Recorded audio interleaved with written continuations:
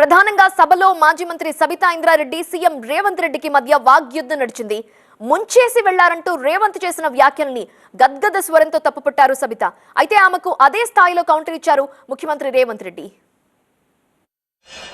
గౌరవ ముఖ్యమంత్రి గారు ఎంజాయ్ చేస్తున్నారు. ఇప్పుడు మాట్లాడుతుంటే గుండె మీద చేసుకొని చెప్పాలి అధ్యక్ష. ముఖ్యమంత్రి గారు కూడా ఆ రోజు నేను అక్కగానే ఆశీర్వదించిన, ఆ రోజు పార్టీలోకి వస్తున్నప్పుడు ఒక అక్కగా ఆశీర్వదించిన, బాబు నువ్వు చాలా పెద్దగా ఎదుగుతావు, ఈ రాష్ట్రానికి ముఖ్యమంత్రి అవుతావు, రాయి పార్టీలకని ఆహ్వానించిన నేను.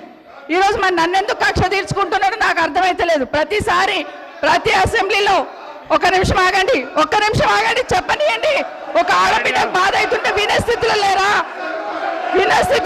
మీరు? ఎందుకు నన్ను టార్గెట్ చేసిండు?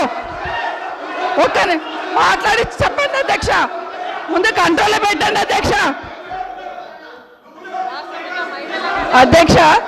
ముఖ్యమంత్రి గారు ఒక మాట అన్నారు కేటీఆర్ గారిని, నీ వెనక కూర్చున్న అక్కలను నమ్ముకోవద్దు, మోసం చేస్తున్నాను. ఏం మోసం చేసినాం అధ్యక్ష? ఏముంచినాం అధ్యక్ష?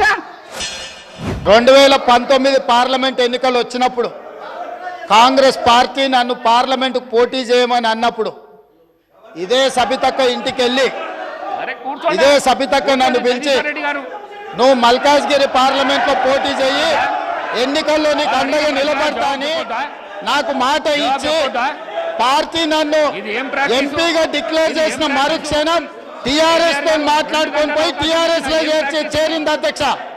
తమ్ముడుగా నన్ను పిలిచి మల్కాజ్గిరి పార్లమెంట్ లో ఎన్నికల్లో పోటీ చేయమని నన్ను ప్రోత్సహించి పార్టీ నన్ను ఎన్నికల్లో అభ్యర్థిగా నిర్ణయించిన తర్వాత కేసీఆర్ మాటలకు అధికారం కోసం కాంగ్రెస్ ను వదిలి టిఆర్ఎస్ పార్టీలో చేరి మంత్రి పదవి పొంది తమ్ముని మోసం చేసింది కాబట్టి ఈ రోజు నమ్మొద్దు అని కేటీఆర్ కి చెప్పిన అధ్యక్ష.